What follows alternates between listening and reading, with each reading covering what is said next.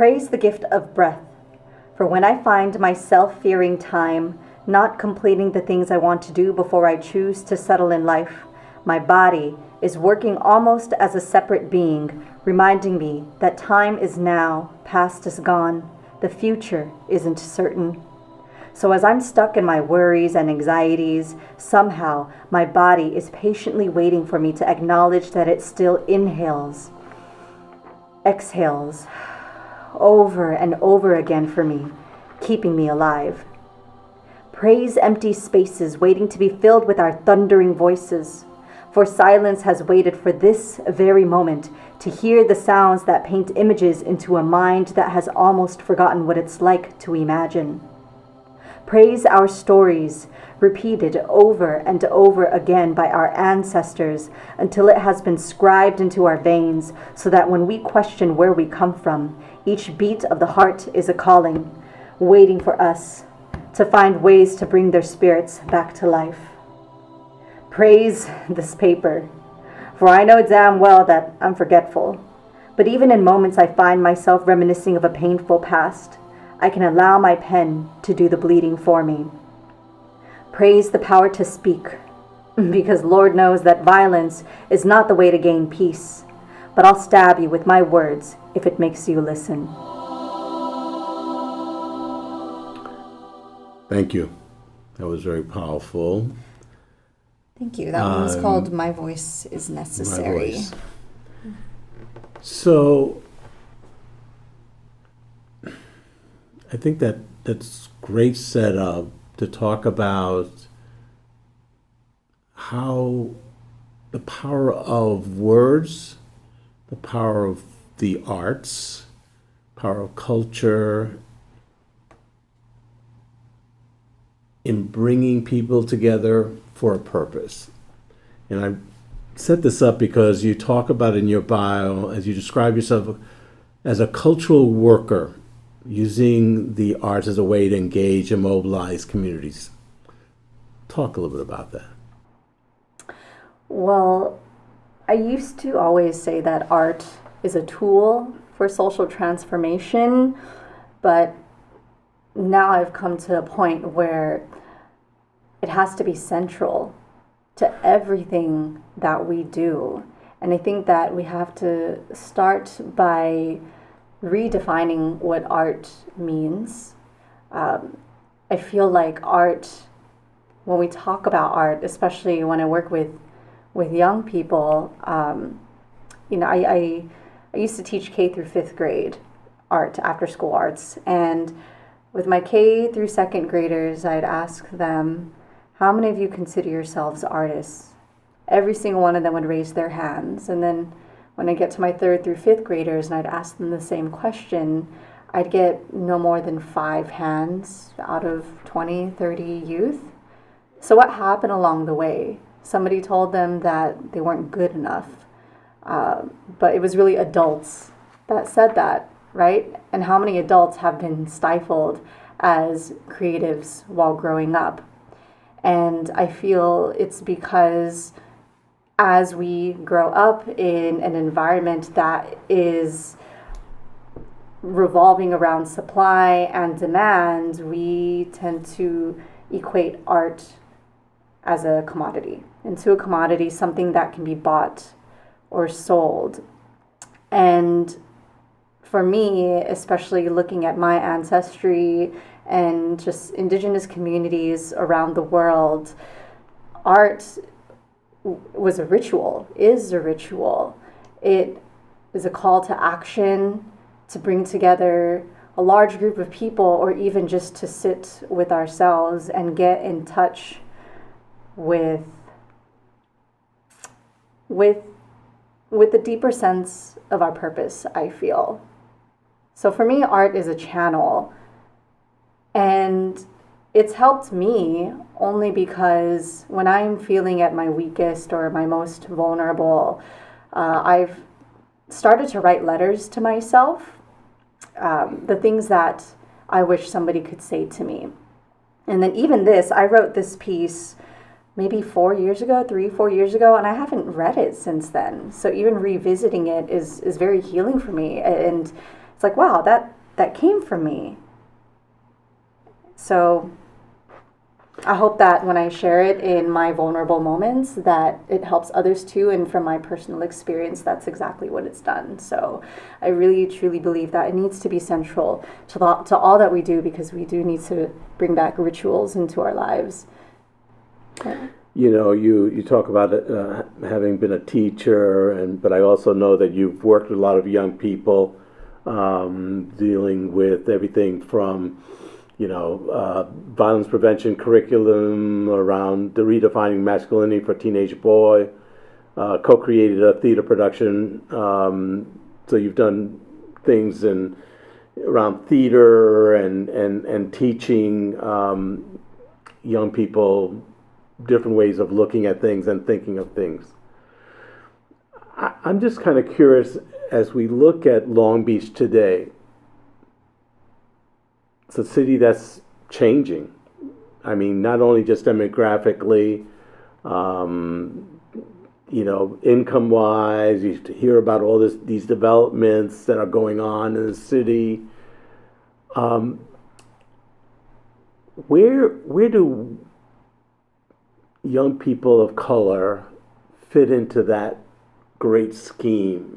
Because what seems to get noticed is everything that's happening downtown on Pine, or is happening down by the Pike, and there's some stuff going on that's North Long Beach, Central Long Beach, that gets occasional.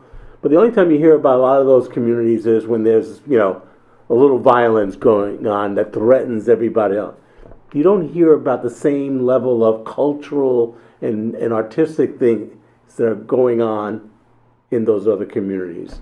So where do those communities, those young people that you've worked with, how do they fit into this development? They're just trying to survive like the rest of us. And I think that young people, and I definitely feel like I can still fit into that category, they receive a lot of criticism. We receive a lot of criticism from our elders as if we're not doing enough. But times are very, very different today than how it was 10 years ago, 20, 30, 40 years ago. One of my mentors is Nobuko Miyamoto. She was active in the civil rights movement in the 60s, helped to pioneer the Asian American movement. At least in retrospect, that's how it's stated. But in that moment, I loved talking to her about how life was like back then. And she just told me it was fun. It was fun. We didn't exactly know where it was going, but we came together because we knew that there was an injustice. And yes, we were angry, but it was a party along the way. But for her, she would tell me that rent back then was like, I don't know, $60 a month. And she was a single mother, and all of her friends who were students at the university, so many of them dropped out, or at least just took a break while they were out protesting in the streets. Whereas today, we can't do that. Tuition fee has gone up by, last I read, over 1,000% since then. And so all this rhetoric about how education is the ticket out, I really feel like that's very insinuating. It's oppressive to uphold that dominant narrative when access to education within itself is so much more inaccessible than it was back then. Times are different today. Cost of living has dramatically gone up, and our living wage hasn't caught up with that either. It's not moving at the same pace. So especially for young people of color, their challenges are tenfold, even more than that. So I think that we need to give them some slack. And if anything, we can ask, especially as adults, what can I do to support you? As opposed to, you're not doing enough. So, I mean, my parents pressure me about getting a job with pension, 401k, benefits, and whatnot. But as I also have to say for myself as a second generation American that my parents sacrificed so much for me to have a life here, including their own happiness. Sure, they have comfort. I grew up in the suburbs, in Cerritos. So, I grew up with that privilege. I grew up with big, clean streets, a nice library. My life was like the mall, I'll be honest. And it wasn't until I was 18, came to Long Beach, went to Cal State Long Beach, and then eventually got my own apartment out here where, for once, I actually felt connected to my neighbors, even though parking is a nightmare. And I see the news of the shootings that are happening more and more, which to me is it needs to be a call to action. It's a sign, right, that we have to rebuild our communities and we have to learn what it means to be connected with each other again. And if it's mostly young people who are being suspect, it's a cry for help. How many of them come from a healthy home? And so that's, I guess, what eventually led me to violence prevention work, which I didn't even know that was a title. But being able to sit with young people in Long Beach, with teenagers, and do writing and performance workshops with them and get them to reclaim their narratives, tell their stories, is where I saw the healing began. Because nobody ever listened to them and what they had to say. So, suburbs, Long Beach, I mean, completely different communities, but I feel connected to people here. I want to expand on this whole issue, more than an issue, the violence we've been seeing lately. The pundits and people on the East Side blame it on Proposition 47. People blame it on, the number of police that we do not have. If we only had a police officer on every corner, this wouldn't be happening. You and I both know that life is not that simple. So I wanted you to talk a little bit about your experiences with young people in Long Beach and these areas that are being affected by violence, and talk about why and what we as a city can do for these young people. Well, I think that we need to begin by dispelling the myth that Prop 47 is responsible for the escalation of violence. Correct me if I'm wrong, but I don't see that it's people who have been recently released from jail who are responsible for it, because Prop 47 deals with non-violent felonies. And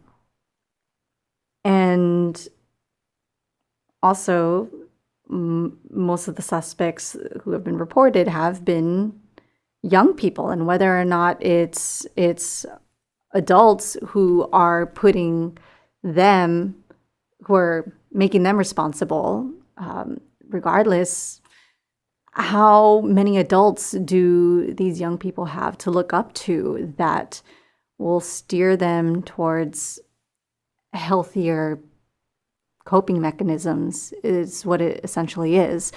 I saw an interesting meme yesterday that said, privileged kids get therapy, others get jail, incarceration, right?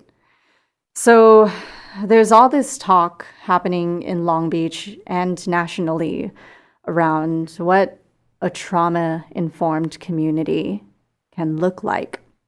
There's a lot of funding going into it, but even still, it's adults who are making decisions on behalf of young people.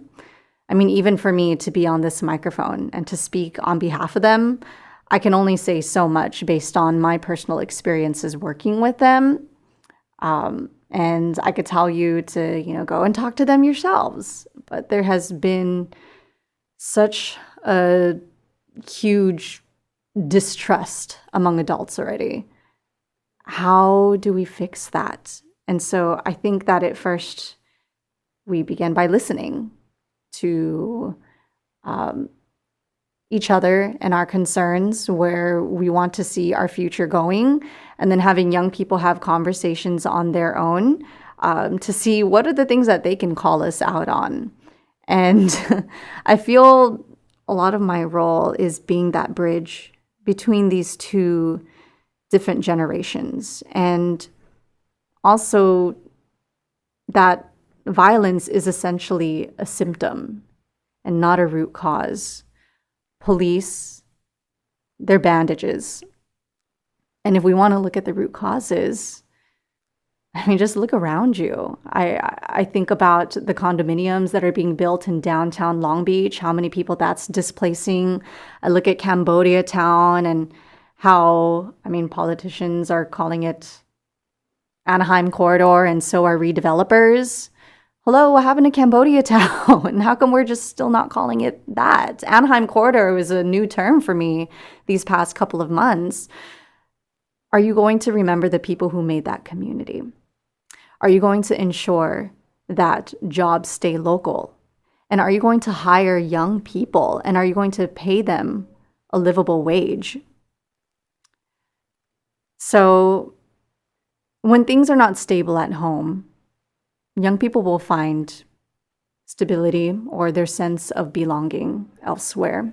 And we're seeing that around us with the increase of taggings, that our graffiti hotline is so amazing at covering up right away. But how about seeing those as signs, as a cry for help? Right.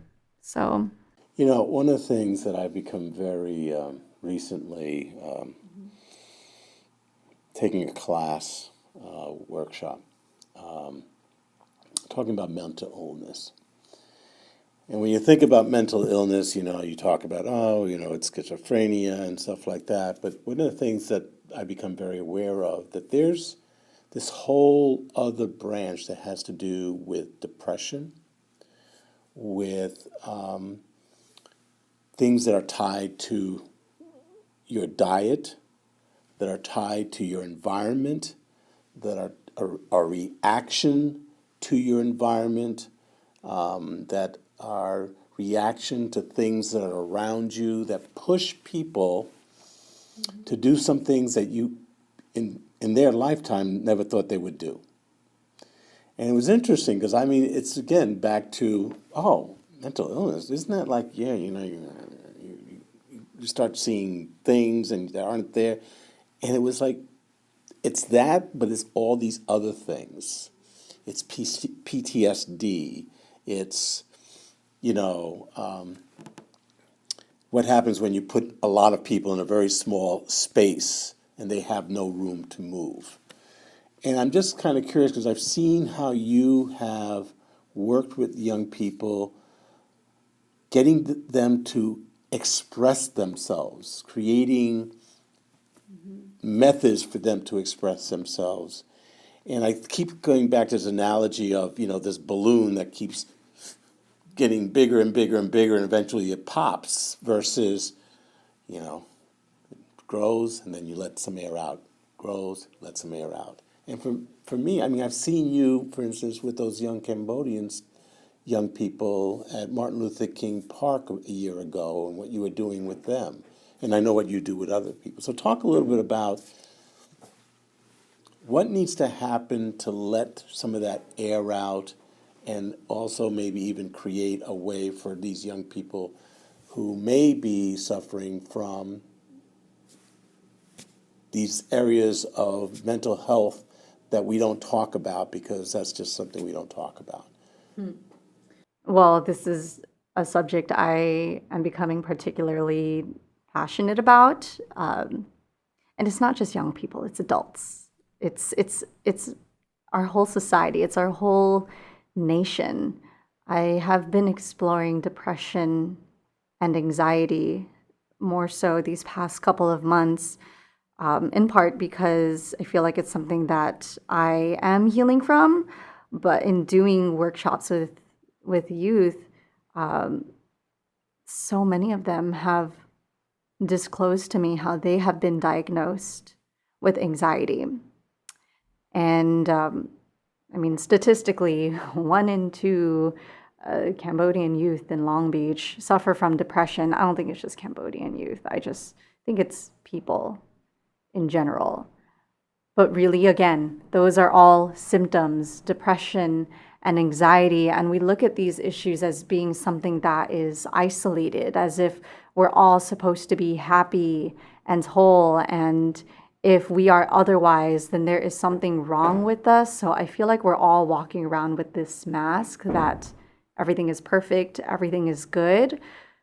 But I mean, it's so difficult to not feel anything when you watch TV, you look at the news. It's just, I came up with this term, the happiness Olympics. We're all competing to see who is happier.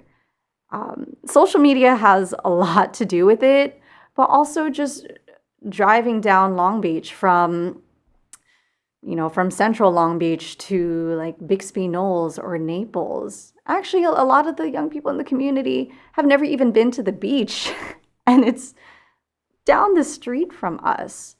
But regardless, what does it feel like to drive through these other communities that can suddenly make you feel less than, right? Because I don't have enough, maybe, or I'm getting all this pressure from my parents to go to school, but at the same time, they're also pressuring me how I'm going to pay for it.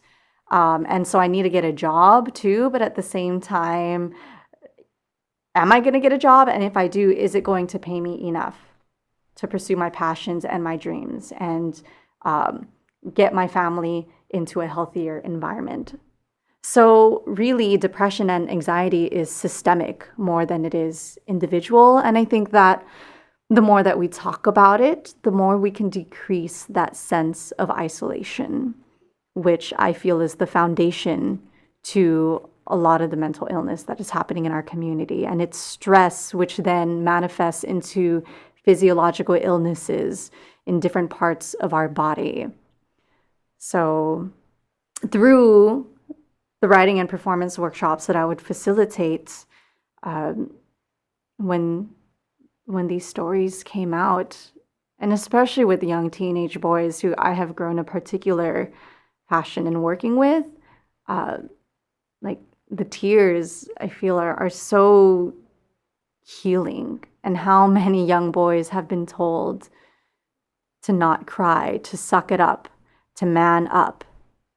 I mean, look at the shootings. Are any of them women? They've been men across the board, young men.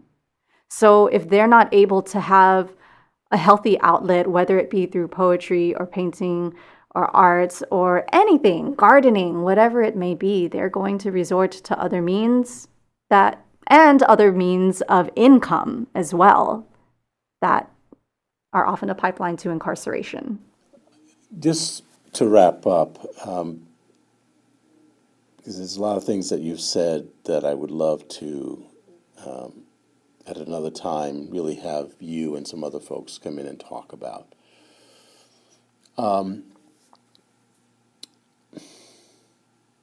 I know, just from experience, and you know from experience, that there is no one solution.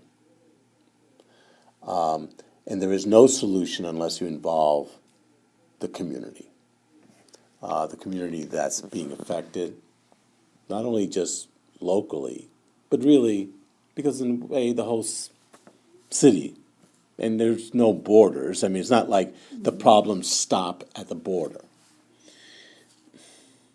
If we had to come up with let's just say three first steps, what would they be? Steps. I want to share one of my favorite quotes. Actually, two favorite quotes. That's okay. One being, that oppression thrives off of isolation by Yola Akili, who is a violence prevention advocate and the author of this book called Dear Universe, which they were letters to himself as a way to cope with what he was going through. And then two, we have to create It Is the Only Thing Louder Than Destruction, which is by a poet, Andrea Gibson. And so I share those things because when I think about the steps that it takes, for me, when I think about these larger institutions, these systemic root causes, these different isms that are so responsible for our ignorance and our violence toward one another, it can be really depressing, and I can get very anxious about what our future can look like when people still hold on to their biases of folks of a different religion, gender, class, color, all of those things. And then I just think about the importance of our personal relationships with each other. And I know that even to think about those larger institutional structures, it can be it's a privilege because other people are thinking about how they're going to pay their rent by the end of the month, how they're going to feed their kids, their families, how they're going to afford to go to school. So, number one step, my first step would be affordable housing, making sure that everybody has access to a roof over their heads, food, shelter, water, those basic necessities. Also looking at Maslow's hierarchy of needs. When those foundations are met, then we can build towards security, finding more emotional freedom, eventually leading to self-actualization, a higher purpose. So number one, affordable housing, access to healthy foods. Number two, we're in it together. And I worry about this a lot. How can I sustain myself if society is telling me that I have to beat everyone in order to get to the top? So number two, we're in this together. Let's build on more collaborative partnerships where our means of income are mutually beneficial, and also to build that deeper connection with each other. And number three, I don't know how that looks right now, but I want to see more people sharing their stories and knowing that everything that they've been through is purposeful and they do have a purpose being here, that all of us here have, we do contribute to this community. Well, I want to thank you very much, June. I think that our job as both storytellers, as reporters, as platforms for those stories is also, we have a responsibility not just to tell stories, act as a platform people tell stories, but also to inspire, engage, hopefully encourage people. The word I love is empower people with tools that they can use to make change.